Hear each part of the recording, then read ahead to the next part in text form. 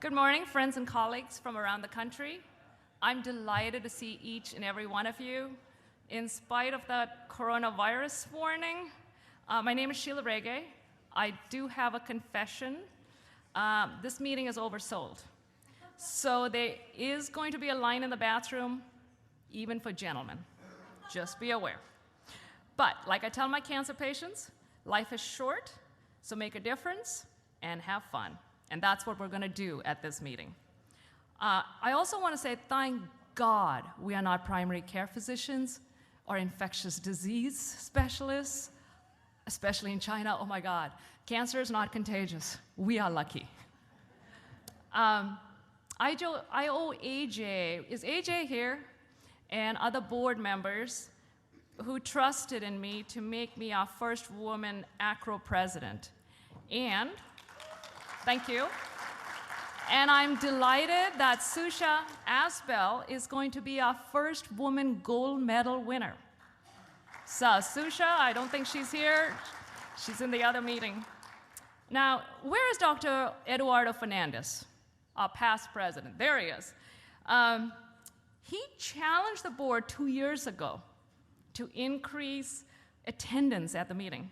Dr. Fernandez, I'm pleased to report that we are at an all-time record high. I understand we may be hitting the 400 mark. So there's going to be standing room only, and if there is standing room only, we're going to have some announcements made and long lines for the bathrooms. Thank you all for your trust in ACRO. Remember, there are going to be 22 CMEs, 15 SAMs included on your registration fee, 7.5 ASRT. Now look at your badge. I want you to look at it, turn it around, and you see that you have internet, the internet code is there, and how many of you have downloaded that app? Isn't it amazing? And for those of you who haven't, do it. It comes up on your phone. You can even figure out which things you want to, meetings you want to go to. So I want you to download it because Jason's going to tell you how to use it, and you can get your SAMs through it.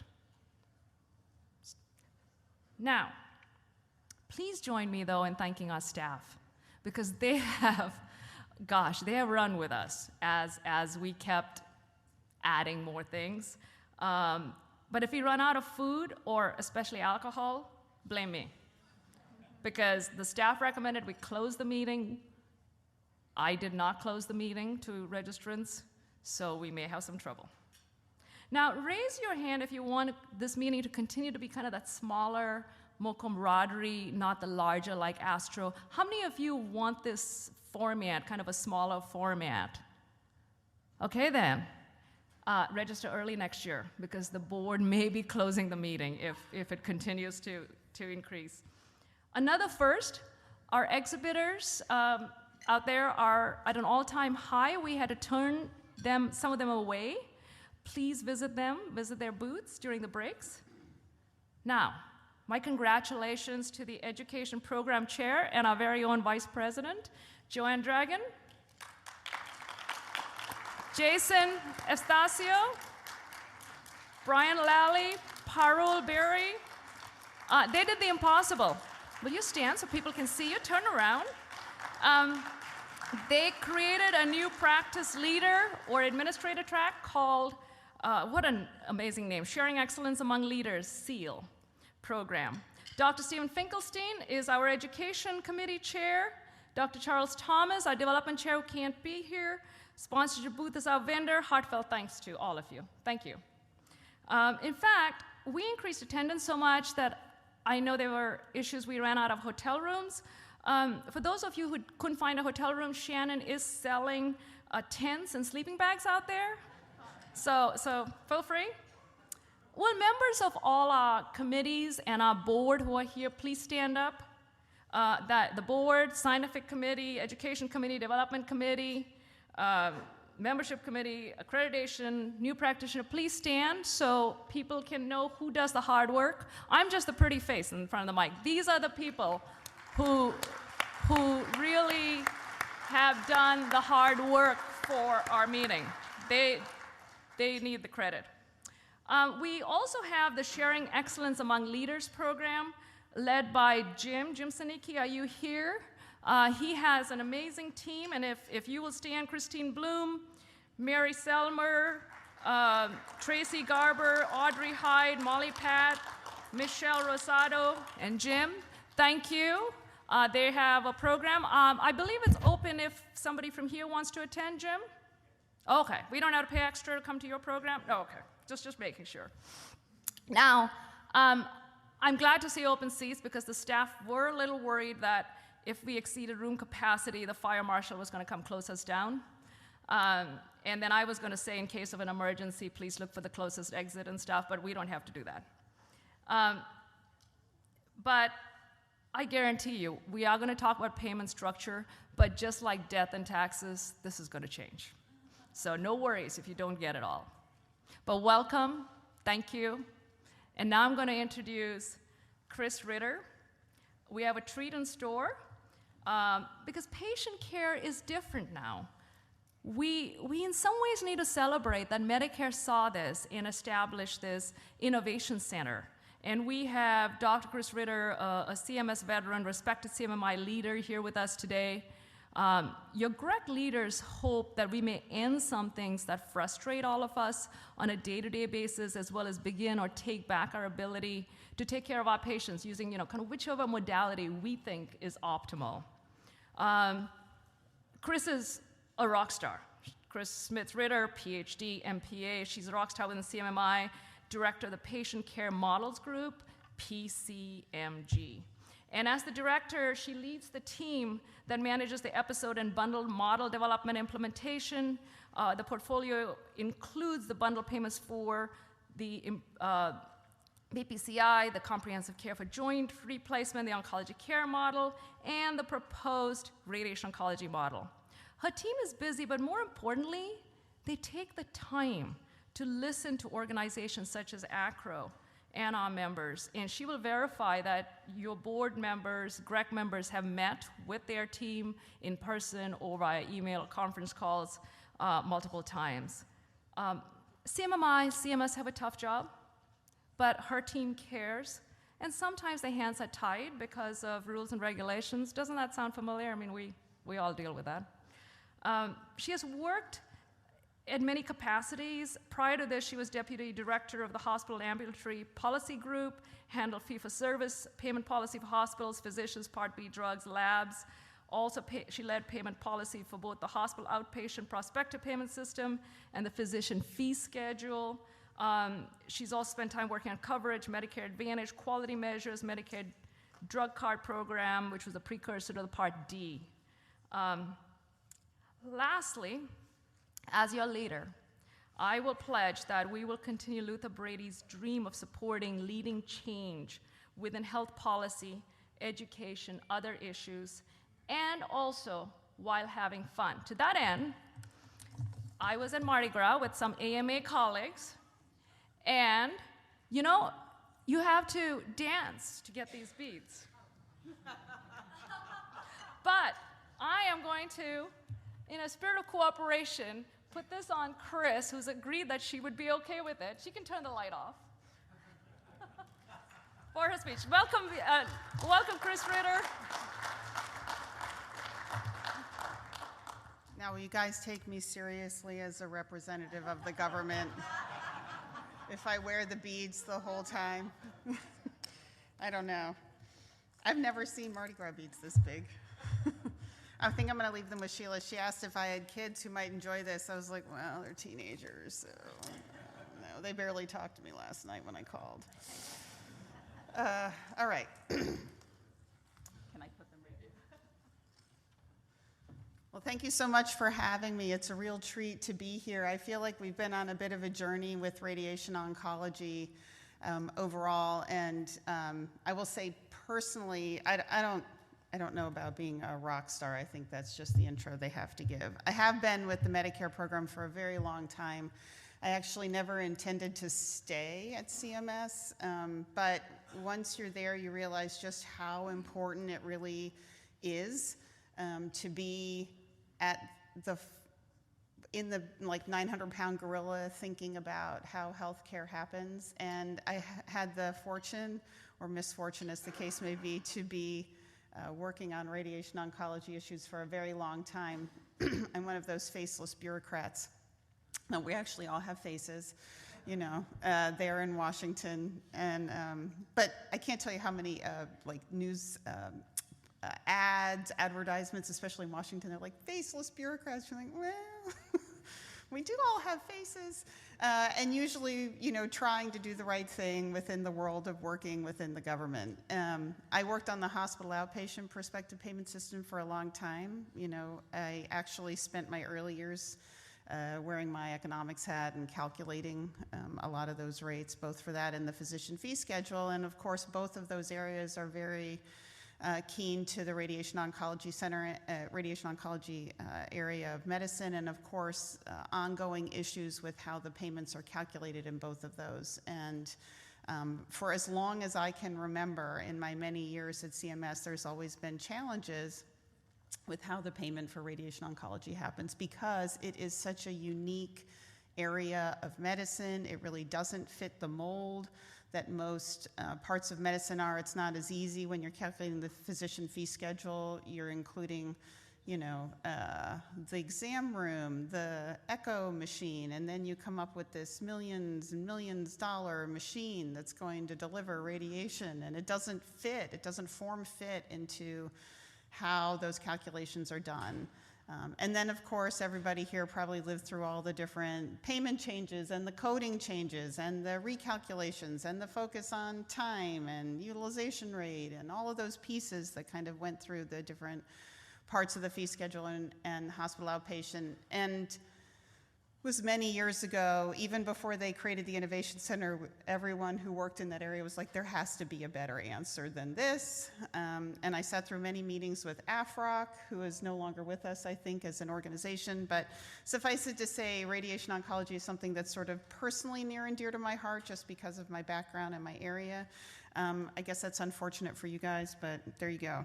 I thought it might be helpful to talk a little bit about what the Innovation Center is, especially if your day-to-day world isn't my day-to-day world of Washington, well, actually Baltimore. Everybody knows, or you may not know, the Medicare program sits in a building that's at the other end of Security Boulevard. Social Security's at one end, and the Medicare program's at the other end, and has been that way ever since the program came into effect.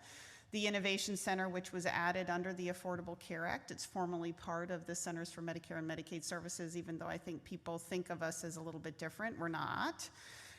We are part of Medicare, and we are right near that building in Baltimore. We do end up going to Washington as needed, but Baltimore is not Washington. Oh, here's the disclaimer. You can't hold me accountable for anything I'm about to say. So the purpose of the Innovation Center, which was obviously, as indicated, created under the Affordable Care Act, was to try and move healthcare away from the fee-for-service systems, away both the payers and the professionals who often feel tied up in the chaos that is payment. And I've never filled out an EMR or completed a claim form or had to do billing, but I've heard about it my entire career, and it sounds awful. And I can completely appreciate that every time we try to fix something by putting a new modifier down, everybody has no space in their crazy schedule that is supposed to be dedicated to patient care to work that in. So the Innovation Center is designed to move us much more towards the, it's easier to look this way, towards the patient-centered care, incentives for outcomes, something that's a little bit more sustainable. Obviously, everybody is broadly aware of how much healthcare costs in this country and that it remains a real challenge. Personally, wearing my Medicare hat, the trust fund, you know, the actuaries constantly redo when the trust fund is going to run out of money, but it's always closer than anybody would like it to be. We would like to make the future market-driven and have coordinated care. I think these would be probably everybody's goals. And to be honest, these are, we have different administrations. These are always bipartisan goals that remain. Everybody sort of understands it's a complex, difficult issue, and we would like to be here and not where we are often. So the Innovation Center has 3 charges. It can improve quality and be cost neutral. Anything we do, and we call it a model, anything that the Innovation Center is going to do is going to be a test or a model. And that model is going to be time limited, and its purpose is to try and see if there's a way to change the way payment happens that can meet all of those requirements, right? Reduce cost, improve quality, or both. Here, the statute's actually pretty small for the Innovation Center. It has a lot of authority. So the Innovation Center has authority to waive any of the Medicare program rules that exist if there's something that can be moved aside in order to try a model sort of in the goal of meeting these criteria. It is not all-encompassing, but that power is very broad and obviously has to be used judiciously. The one thing that the Medicare program doesn't, or what we don't have control over, is the anti-kickback and any of the fraud and abuse rules. Those are run through the Department of Justice. So when we put out a model, we do work with them to make sure that anything we're asking people to do, if we need, for example, hospitals and physicians to put their heads together and work very closely in a way that would possibly skirt the edges of anti-kickback, or we want them to be able to exchange dollars because we think it's important for patient care, we work very closely with the Department of Justice and the Office of the Inspector General to make sure that they can also allow us to waive some of the required rules. Just so you understand there's a dichotomy. In the Medicare program, we can waive what happens for Medicare. But in order for some of these models to really work, you have to get into all of the other financial arrangements that are involved. So this is just what the Innovation Center has been able to do so far. We have over 26 million beneficiaries in the model, and our providers, upwards of 1 million there. So this is a really important slide, I think, for sort of understanding the messaging from where we are and what we're trying to do with the Medicare program and where we're focusing our models. We have our categories there, 1, 2, 3, and 4. And you can see categories 1 and 2 are where we are right now with just straight up old fee-for-service. Or even, I think MA really, this is under the fee-for-service category, but MA obviously has quality measures associated with Medicare Advantage. I'm sorry, I'm using my government lingo. Our administrator, when she started, she asked us, she's like, please, please, please, just talk in full sentences.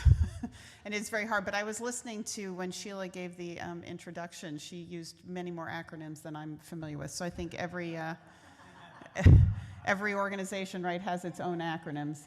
So we're trying to move from fee-for-service over here in category 1 all the way to category 4. I think this is important for understanding where the radiation oncology model is going to fall, the proposed radiation oncology model, because it's going to fall in category 3, but it's also moving us a little bit towards, I shouldn't say it's really not moving us towards category 4, but there are parts of this proposed radiation oncology model that we're going to talk about in a minute that are going to really expand in category 3 and do something we haven't done before, which is that prospective payment.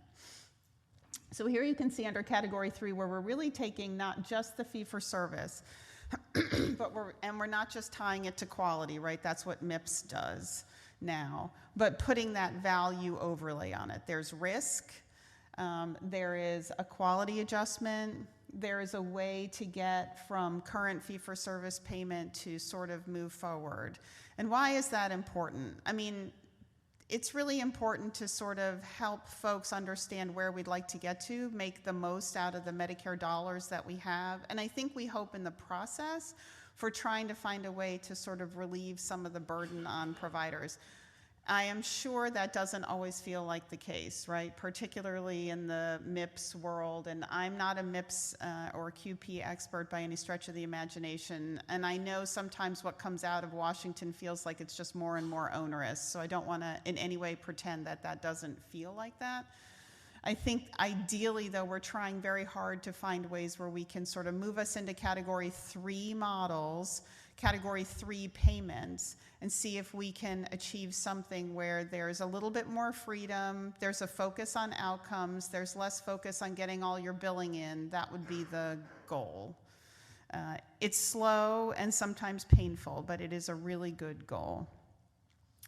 I want to make sure. Okay, so here's what is an alternative payment model. This is back to our quality payment program piece.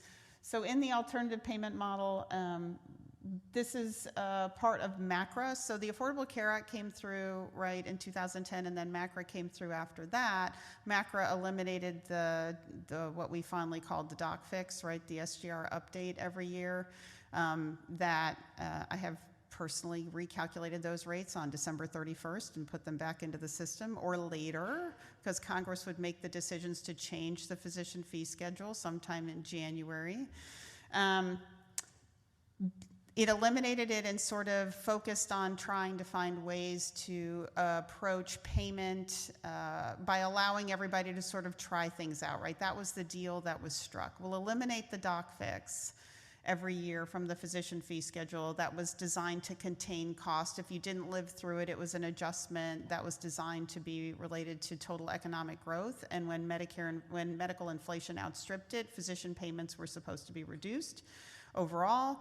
And each year Congress would look at where that was and talk to the physician community and change it. And so finally they took it out and replaced it with MACRA, which was again a focus on trying to find ways forward that could be stakeholder driven, that would allow us to better contain medical spending and also find a way that would improve quality, reduce costs, make it better for the providers. So here we have what the alternative payment models are. They really are almost anything, as you can see. That models that happen under 1115A authority, that's just means that's the statute. That is the Medicare statute, Innovation Center statute. That's the big one. Some of the other models are waived in. And an advanced alternative payment model can earn a bonus, and that's certainly part and parcel of the radiation oncology model. If it has more than nominal risk, use the certified electronic technology and is paid based on quality.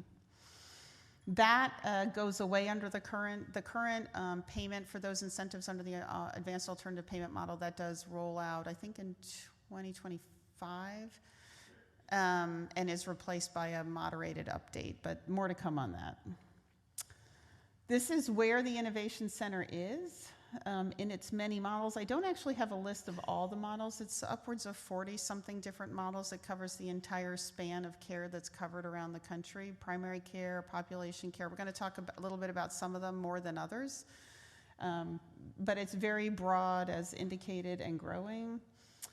This just shows, this is a slide they like to throw in the deck, which shows the containment, where spending is going, and hoping to be bending the cost curve. And I think I'd say definitely one of our goals isn't necessarily, I know it would feel like one of the goals would be to constantly claw back money. That's a payer and provider dynamic that just continues on and on, right? But I think really one of the biggest goals of the Innovation Center, sitting where we are at the Medicare program, is to just try and contain the cost, right? Bend the cost curve. There's not a desire necessarily clawing back from an individual provider at any given point in time, as much as there is in sort of figuring out how to keep those costs constant and avoid the constant uptick in the costs. So we divide our models into many different areas. The Innovation Center is divided into several key areas. Those are population models, population health models. These are our accountable care organizations, our primary care focused models. I'm trying to think what else we have in this space. We have several MA models. Obviously, Medicare Advantage models or managed care models have a very high population focus. We have an area of the agency, here, so you can see some of our primary care transformation models. Comprehensive Primary Care Plus, primary care first and direct contracting. These are models that were recently rolled out, both the primary care first and the direct contracting, and neither of them impacting you guys. And independence at home, which is for our 5 years to death sort of population management in the home. These are our more population-based models, ACOs. I'm sure you guys touch the ACOs in some way or another. There is the Medicare Shared Savings Program. That is an actual program that is different from a model. The Innovation Center runs models. They are time limited. They are different ways of trying out payments in the hopes that they will work. The Medicare Shared Savings Program is an actual program. It exists over in the standard payment systems right next to the folks that are calculating the physician fee schedule, and that goes on forever until otherwise addressed. Most of you will have touched a Medicare Shared Savings Program ACO if that's how you've interfaced with ACOs, which would be under a standard program approach. The differences is for our Pioneer ACOs models, they are paid a prospective rate. For example, they're not looking at a retrospective payment. And probably that's feeling a little technical. Right now, most of the payment systems we talked about, Category 3, sit on that fee-for-service chassis. That's what we like to say, where we are looking at how much you got paid under fee-for-service and assessing the value of all of that treatment together after the fact. Our Pioneer ACO models receive a payment prospectively, sort of along the lines of managed care or Medicare Advantage, where they receive an amount to which they use to pay, right? Rather than having everyone continue to bill fee-for-service. Another part of the Innovation Center handles specialty care, and that is me and my group. We have the episode bundled payment models. This is specifically for folks who are not touching people for an extended period of time, like radiation oncology. And the goal here is to basically reinvent the incentives so you, the specialist, A, have more control over what's happening for your patient, and B, are more mindful about what's happening to your patient when they leave you, and not that you aren't mindful, you are, but that we're recreating the structure around you so that there's a reason for everyone else to want you to be mindful as well. Sometimes I think physicians feel like they're trying to do the right thing and every part of the system is working against them. So part of what the Innovation Center is trying to do is sort of change the structure around that. So is every part of that payment system aligned and going, are all the incentives going in the right way? If the physician feels like they need to do follow-up with their patient, is there incentives for someone, is the hospital going to help them do that, right? Are they going to receive some extra payment for doing that care management rather than just sort of assuming everyone will be able to do it just because they think it's a good idea or because they're going to stay late and keep tabs on where their patients are? We have a lot of issues that come to us at a high level between what's happening with episode payment models and what's happening with those population models and how they intersect. We call it our overlap issues. So how do I, when I'm in a model, let's say I'm a hospital and I'm in a model, but now I have patients coming through who are also in one of your other population models. How do I make sure that I, the hospital A, am doing the right thing, or I, in this case, take one of our other models, the orthopedic surgeon, or when we get to a radiation oncology model, I don't want to presume the rulemaking process, but should it come to pass, we put that down on the ground. You know, how do I make sure that I am going in the right direction and I am working with the ACOs and I know how much money's coming back to me and I'm not going to be expected to give money back to an ACO at some other point in the process because all of these models are sort of happening together. That overlap issue is something we try to address proactively. It still needs a lot of work. And it's something we're working on. I think it's less relevant here. I'm hoping we've managed all of the radiation oncology issues when we get to that part of the model. And before I jump into the episode payment models, I wanted to make a few other statements generally about models overall. Let's talk a minute about voluntary and mandatory. Everybody know what I'm talking about, voluntary, mandatory for models? Maybe? So many of our models are voluntary models where you only have to participate, you only get to participate if you raise your hand and tell us that you're interested, right? So our oncology care model, for example, is a voluntary model. That's where our oncologists, we do a 6-month payment. We give extra care management payment to the oncologist, and the oncologist uses that to better manage care, and they agree on the back end that we'll look at how well they were able to manage both the drug spend and the emergency department visits for a particular patient, and if they do a very good job, they can earn a performance-based payment. And at some point in the process in that model, we say you have to have reached a point of performance where you can actually be held accountable for what we call two-sided risk, so where you're going to be held accountable for how well you did managing that patient. That model is a voluntary model, so we have about 25% of oncology practices currently participating in this model. In that model, though, those practices all decided to come into the model, right? And I'm sure as radiation oncologists, you may have interacted with various practices that are participating in the oncology care model, maybe. People tell us they do. Sometimes they have to argue with the oncology care model oncologists because they're having a debate about whether radiation oncology is necessary or not. In that model, that's the voluntary model. That's not the law of the land. That's just to come in and volunteer to participate. And it's a great approach, right? Having people come in and do something on their own really makes a big difference, right?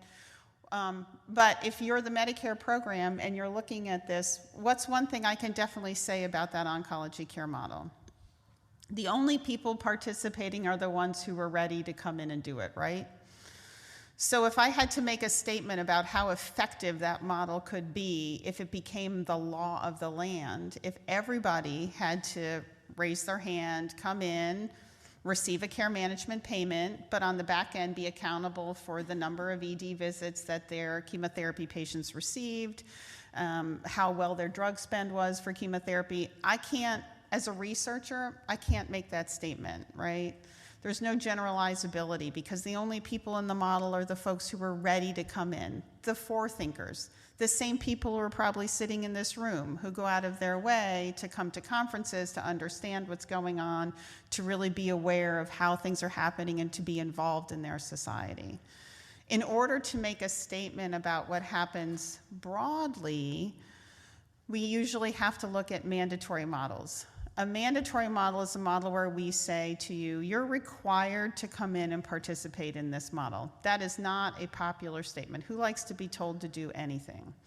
Yeah, no, especially not really intelligent physicians who have built themselves on being proactive and aggressive and owning their own practice and so forth and so on. That's usually not a good thing. But the only way to know if we can make a statement that is generalizable is to actually have people participate who don't want to participate. And it's a very sticky issue. There are other reasons for having a mandatory model. One might be in order to work within the confines of the Innovation Center statute, which requires us to save cost and improve quality, we need to be able to guarantee that we can actually achieve some kind of cost savings. They don't have to be humongous cost savings. They have to work within the bounds of the statute. But in a voluntary model, sometimes, and I'm not saying anybody here would necessarily do that, but if you own your own business and you're looking at joining a model, what are you going to do? You're going to look at your bottom line. You're going to think about all the care that you're delivering. You're going to think about what your revenue stream looks like, and you may say, well, if I get into this model and I get that extra case management fee, I can furnish all these other things, and maybe at the end of the day when they take back the money because I didn't handle some of those ED visits, it'll cover, I'll be able to come out ahead. Problem with that is what we call selection effect, right? From all the people who volunteered to come in, some of them are also going to be the people who can also benefit from that case management fee. And I think it's going to good use. The only problem is there's no guarantee that there's cost savings there, right? Because why am I ever going to volunteer to join a model that's going to lead me to lose a lot of money, right? Particularly if I have a business. So one of the reasons we also have to look at mandatory models is we have to be able to achieve that cost savings bottom line. How do mandatory models work? Well, they have to go through notice and comment rulemaking.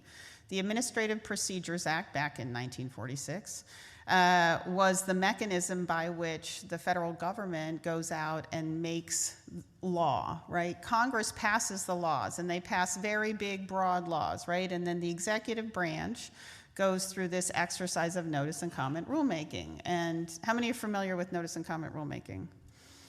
Yeah, no, yeah, okay. It's cool. It's my whole world, but.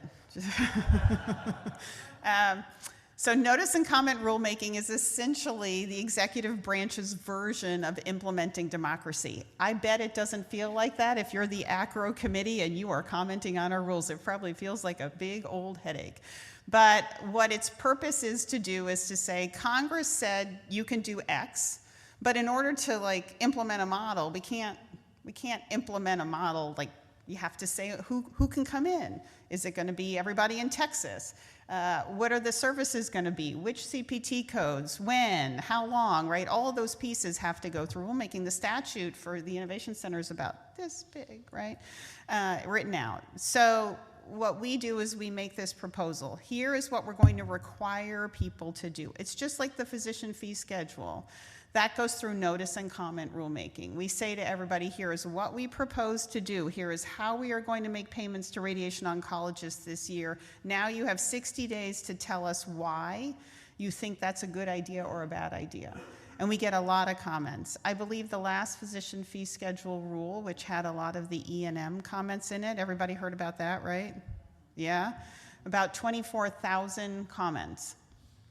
And that's huge. When I had the fee schedule, I never had more than 10,000.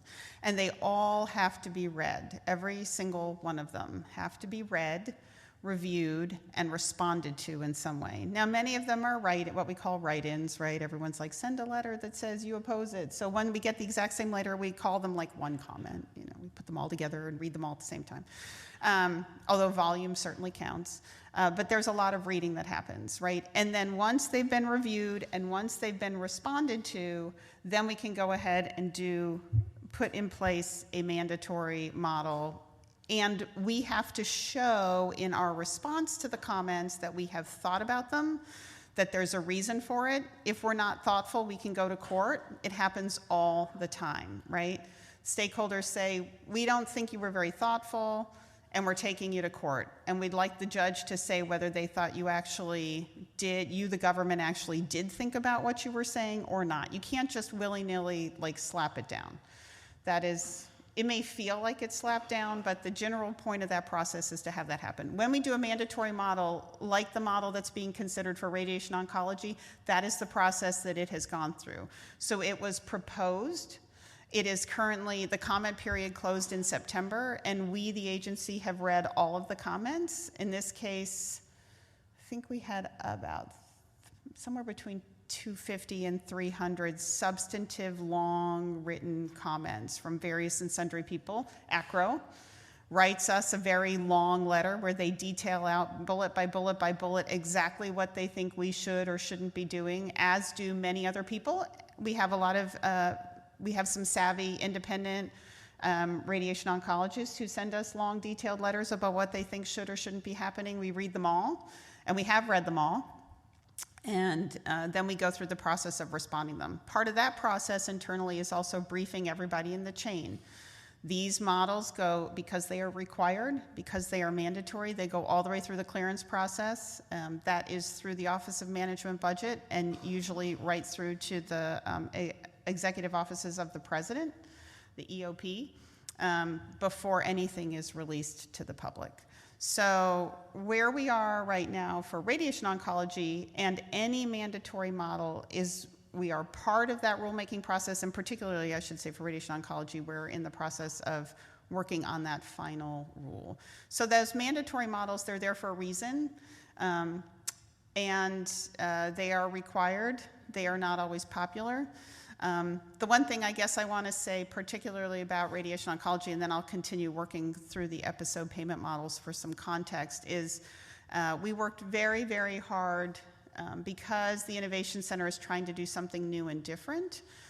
We work with the stakeholders a lot until the point where we can't. So there's the proposed rulemaking process, or that notice and comment process. Once it goes inside the agency for deliberations, there's only so much that can be discussed outside with stakeholders. But we spent about a year and a half, almost 2 years, with the radiation oncology stakeholders working through what it is that if I was a radiation oncologist and I wanted to make a model that could address all these issues that exist in radiation oncology payment. I'm a freestanding center. I want to make as much as a hospital outpatient department. I don't like that these codes change all the time. We have changes in the kinds of fractions that we're delivering, and what are the implications of that for what my payment will look like. There were lots of pieces of those conversations that we spent time talking through with the stakeholders on a regular basis. Then we sort of went internally to make this proposed rule. And that's what's kind of come out for folks to comment on and that we're working through now. But there's a lot of stakeholder engagement up front. And we try very hard to do as much as we can sort of within the confines of having to be tightly closed around the rulemaking process, which really can't be public. So I kind of did a lot there, but I wanted to make sure there was good context for why we do the models and how we do the models and kind of what everybody's rights are for purposes of participating or not participating in those models. I think ultimately, given the angst and difficulties that have existed in the payment space for radiation oncology, we really approached the particular radiation oncology model with the goal of trying to find something that could fix this issue. The expensive machines that everybody uses, they're the same whether you're in the hospital or the physician office. They are more costly than most of the overhead that would be involved in having a machine in the hospital. And so figuring out how to broach that site-neutral component was really important to us. I think ideally we would find a way to take whatever we do through the proposed radiation oncology model, if it comes to fruition, and I can't preclude the rulemaking process, our big plan would be to find a solution that works for the radiation oncology community, mostly. Won't work for everybody, but mostly, and works for the Medicare program such that we could find something that would sort of permanently become the way that payment happens. How, and then really quickly, just so you understand, how do we get from the end of a model, like the proposed radiation oncology model, and I'm going to run through the elements of it, to expansion? So what happens if we get a proposed radiation oncology model down and we work with you to tweak it? One thing that happens in models, not unlike regular payment systems, but in the models we have a lot more flexibility. If we do this first year of the radiation oncology model, if we get there, and we put it down, and for some reason there is something really crazy that needs to change, we can do that, right? The models are designed to be adapted so that it's a little more flexibility than the regular process. So if there's something that's really wrong, one of the episodes feels just the pricing is not working right, and ACRA would certainly let us know if they're hearing from members that something is just not working right, and they're really good about staying in touch with us. We would go back and look at that particular episode, and we could look at how our pricing was happening, and we could try and see if there were some kind of trends that needed to be addressed so that we could change it. So once we sort of go through that process of experiencing the radiation oncology model, when we get to the end, what we would do is we would look and see, did it improve quality? Did it save costs, or at least hold us cost neutral? Once we have those results and we have a complete independent evaluation that happens of these models, we would take them to our Office of the Actuary, and we would say, Medicare Office of the Actuary, please, pretty please, look at our results, look at what everybody has done. Do you see that it could be an improvement over where this system is? And if they agree, it can. This is the unique part of the Innovation Center statute. It actually can become the law without going back to Congress. But it has to have all of this evidence behind it, research evidence that demonstrates that it can achieve what it wants to achieve. So that is the ultimate goal. It's not the goal for all of our models, but one reason, and for the record, a voluntary model has a much higher bar to get over, because when I go have that conversation with the Office of the Actuary, I need to be able to say, everybody experienced this. the radiation oncologists that wanted to come in and the radiation oncologists that didn't want to come in. The radiation oncologists that are ready to go, they are proactive, they have got their EMRs rolling, and the guys that just aren't there yet, right? Everybody did it, and still at the end of the day, it had a beneficial effect. Hopefully, when we get to the end of it, if we get to the end of it, again, should not run out ahead of myself, I think we would want to have done something as we worked through the process, though, of making sure if there were significant issues that we don't know about when we start a model. It is a model, after all, that we will have worked through them. Usually they run for about 5 years. Okay. Yes? Where are you, just so the audience knows so they don't ask us? Oh, sure. Where are you in the model? Are we in the quiet period? And Yes. kind of the steps that you... Absolutely. In the ideal world. I mean, things would happen, but... Okay, so the comment period closed in September, and we are in the process of listening to people, so we have spent quite a bit of time. ACRO certainly has come in to see us, as has Astro, and many other folks, the proton beam centers, as one might imagine, the Brachytherapy Society. Everyone has been in to talk to us, everybody. And we listen, but we can't comment on what they're telling us right now because we're in the process of drafting the final rule. What we are doing internally is, having sifted through all the comments, we run additional analytics because a lot of people write notes that say, hey, that payment rate doesn't look quite right. So we go back and we rerun all of our numbers. We look at, this is all based on your billing. You know, at Medicare, we have everyone's billing data. No, we don't look at it that closely, but we do have everyone's billing data. We would run it through the various algorithms to determine where we think we should be. And remember, we don't just have your comments, right? We have your comments, we have the California Proton Society, we have name your pick of everybody as we look through and say, okay, what do we say to our leadership? Okay, here's what all the commenters said. Here's what we proposed. Here's the majority of what we're hearing. Here are some of the pros and cons in terms of heading down this road. And then they'll go ahead and make a decision. And we are in that process of getting final decisions on where we think we would be. I can't give you a date for when the final rule, a proposed rulemaking process has a proposed rule. That's no law. That's just a tell us what you think. Then there's a 60-day comment period that closed in September. Then we go back and do all of our thinking and analytics, briefing leadership, trying to figure out what the final would be. Then that final rule comes out. There has to be 60 days at a minimum between the time the final rule comes out and the time that any proposed, model would actually begin. And we are currently in that part of the process. We're in the process of getting to the final rule. We have definitely heard from folks here that more time is desired to get underway for where a proposed model might be. And so we have definitely taken that into account. We've been trying to talk through people. I don't know where the final decision will be, but we do know, not unexpectedly, that folks would like a lot of lead time to get ramped up. Obviously, if we go to fruition, let's just move to it. I think what I wanted to show you here was just the array of models that we have in the Innovation Center. So let's move. This is, if you really want to hear about bundles or orthopedics, just let me know. I can talk about it afterwards. I went too far. Hold on. Oh, this is oncology care first. Yeah. Hold on. Here we go.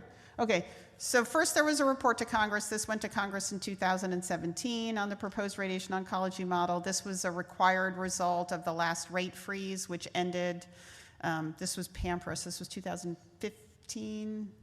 And it required a report to Congress on Medicare. What the heck are you going to do about radiation oncology? We are so done with freezing rates. Could you please figure it out, right? That's essentially what it said, nicely, of course. So we did this report to Congress. We did a huge public listening session. We met with a ton of people at that time. We've been talking to people ever since then about what we might do. And we sent this report to Congress that said, hey, we think an episode model is the right thing to do. And then the minute we sent it to them, we started working on it.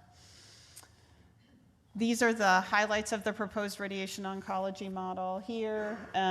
It's a prospective site-neutral episode payment.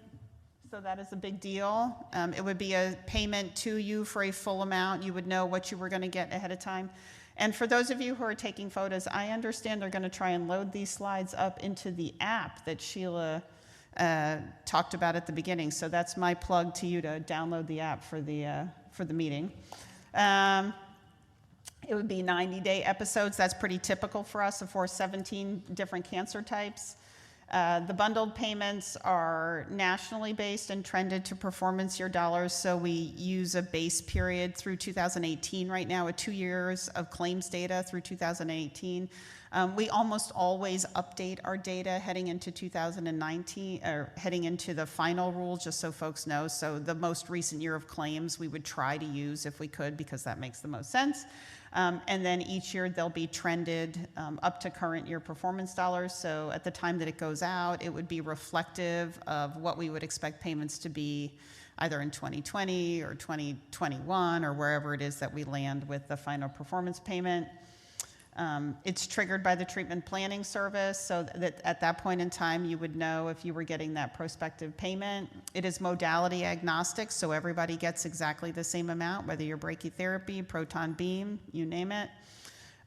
This is as proposed. Again, this is what the public has, right? And this is what folks responded to. And it has two pieces, a professional component and a technical component across that full episode of payment. So if you're just a physician, you don't own your own center, you would bill for your piece. If you do own your own center, you'd bill for the entire component.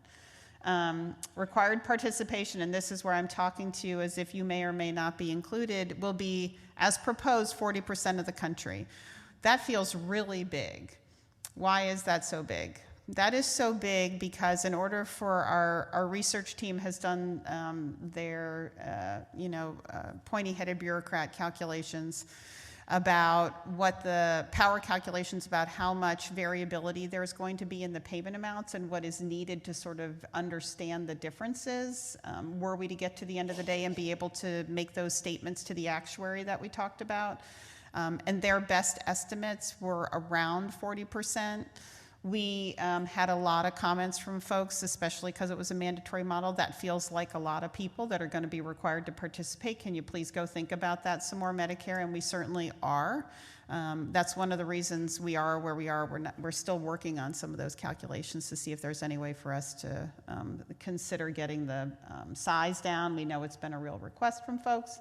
And we don't know who yet. I don't even know who yet. When we get to the final rule, right before the final rule goes up, the way it works is, I know it feels a little like the lottery, but we have our statistics team goes and does a poll, and they'll do the random assignment at that time, and they'll figure out which areas of the country are going to participate. And we honestly don't know pretty much right up to the time that we post the proposed rule. We in the model team, we don't know. Until it goes up on the website, and right before we'll get the list of who's participating and who's not participating. So at the time that the final rule goes up, assuming it does go up, and again, I never know what's going to happen in the clearance process, that list of where will also post at the same time. And at the time that it comes out, everybody can certainly go right on that list and figure out pretty immediately if they're going to be included or not included in the model. I want to be mindful of time. Okay. And we could entertain questions if we have some time. Yeah, we definitely can. And I don't have to go on too long. I just want to make sure I'm sort of addressing the basics. We talked about the different folks who are participating, and it meets the requirement for the advanced alternative payment model. So I think the biggest one here, or the biggest one for me, it's supposed to support clinical transformation, reduce the administrative burden through simplified and predictable payment. That was definitely the goal, to sort of be able to say to somebody up front, like, you have one code, you're billing for the prospective payment. I realize it's not so helpful when you're billing across multiple payers. So we try very hard once we start our models to see if we can get other private payers to join with us. But the Medicare program does not control all of the other private pay, but I know as a provider that is a very challenging part of billing. Suffice it to say, we're trying to get away from the constant submitting every time there's a treatment session, and instead sort of be like, here's your lump sum of money. And I do know this is built off of some of the other programs, right, that happen elsewhere. Different private payers do the case rate in some places. This would just be on a large scale, right, the Medicare program. And obviously hoping to improve the beneficiary experience by letting it be a little bit more tailored. You have more flexibility because you know what kind of money's coming in.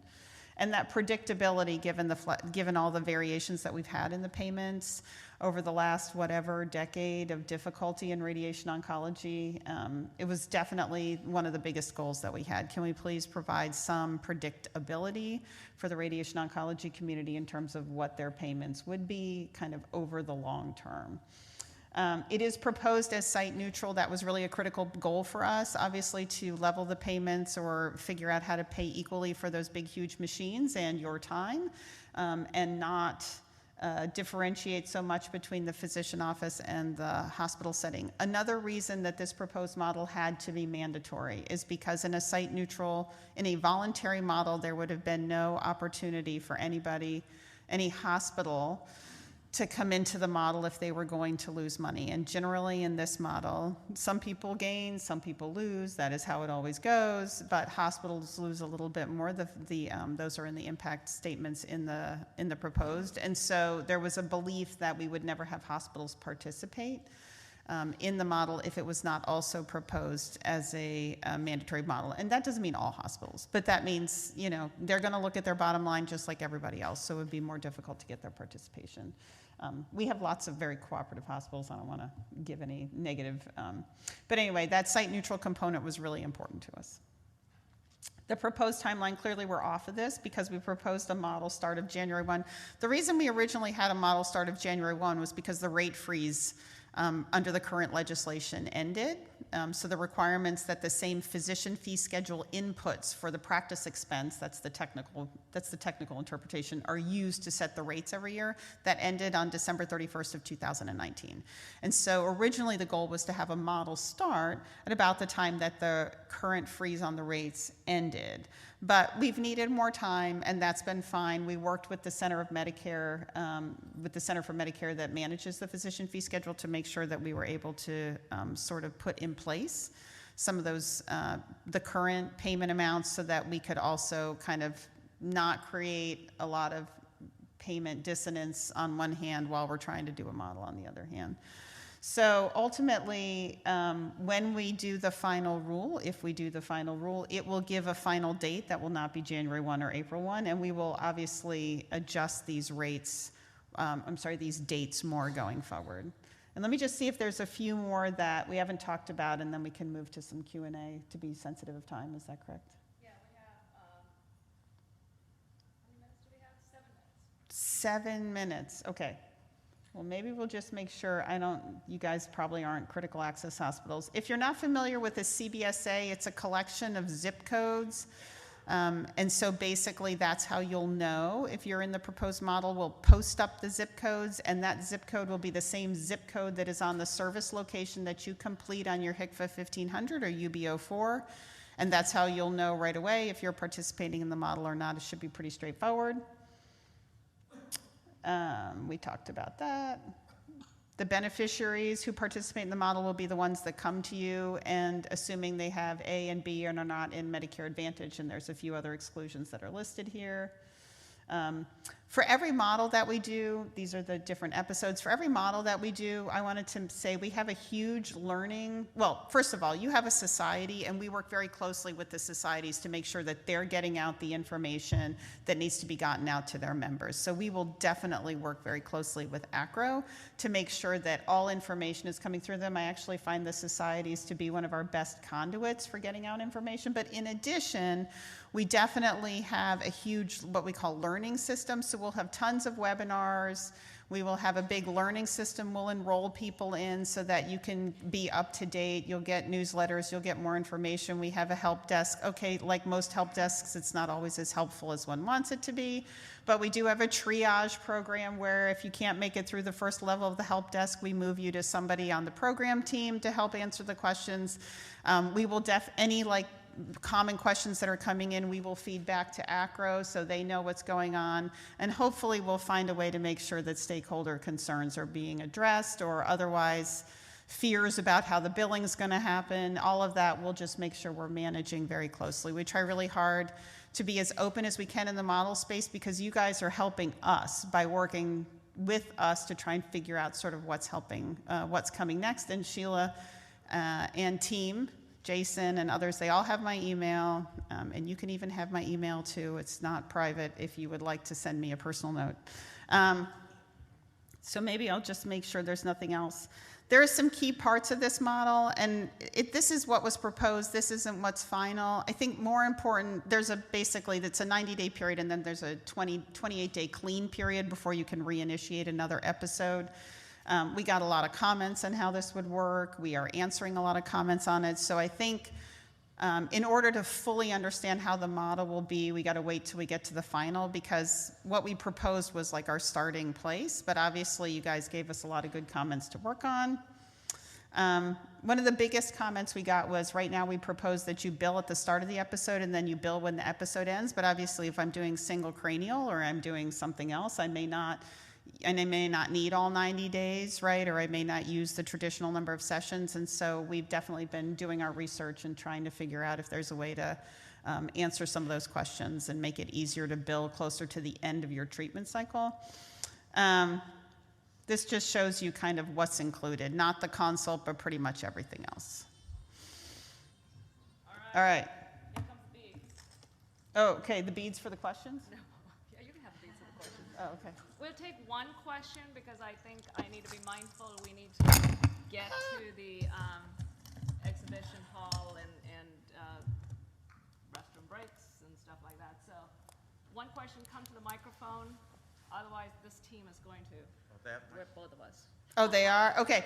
But I will hang out for a little bit afterwards. If you have any specific questions that you want to ask me, I'm happy to answer them. And here comes Jason, and Jason knows everything, so he can also answer all the questions. I just wanted to make a very quick statement. I know we're short on time, but it's not a question, it's just a statement that I hope everybody really understands how much Chris and her team have really taken into account our concerns over the last few years.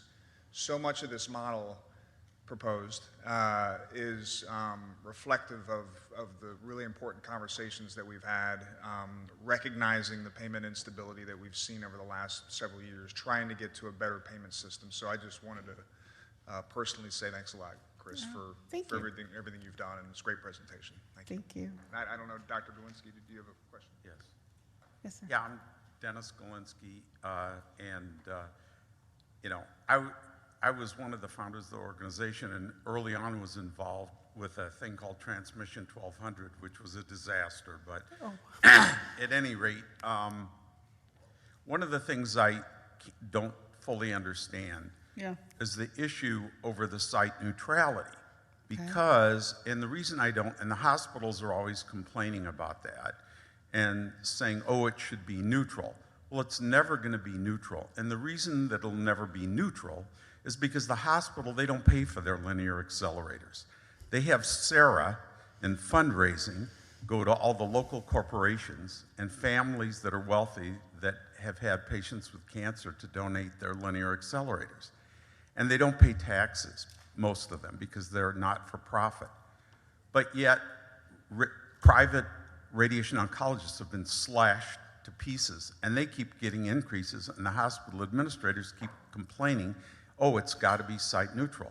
Well, my question is, do you take into account the fact that they don't, most of them pay for their linear accelerators because they are donated, and that they don't pay taxes when you figure out what we should get paid? Because that's something that really is tough for private radiation oncologists to stay in business, because we pay for everything.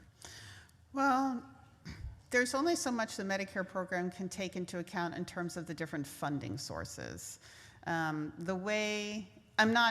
I hear what you're saying, and I am confident it is a very difficult owning that freestanding center. In fact, until recently, one of our oncologists actually had previously owned a radiation oncology center, so he kept us very honest. He was like, you have no idea kind of what goes into trying to manage the finances behind something like that.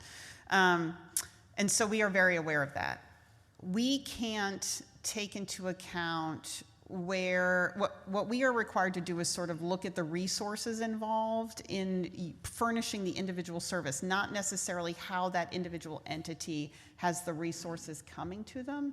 So I can't specifically like make an adjustment for one or the other. But what we did do when we made this model is we went and looked at the hospital data, which has, as you've noted, those payment rates have been higher a little bit. There's a few of the physician fee that go higher. On the margin, the physician fee rates per treatment and per service tend to run just a little bit underneath. And every now and then there's one that runs above. And so that's just on the rate itself. Then the billing is obviously a little bit different, right? So we went and started with the hospital data because we thought that was better. It had not received so much of the attention from the movement around in the physician fee schedule, which has been pretty significant over the last several years. We started with their data and their rates when we made the prospective rates for this model. And so that's sort of our way of trying to bridge that gap, but I can't account for them having totally different funding sources.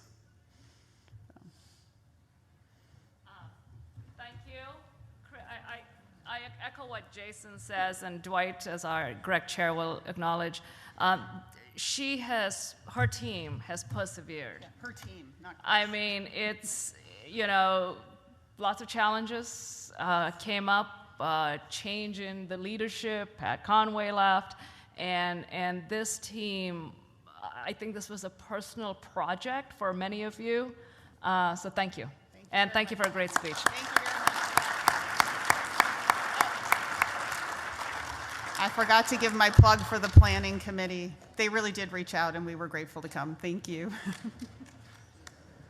Now, Jason or Brian, would you like to announce that we have to go to the exhibition hall? So please go to the exhibition hall. We want them to come back.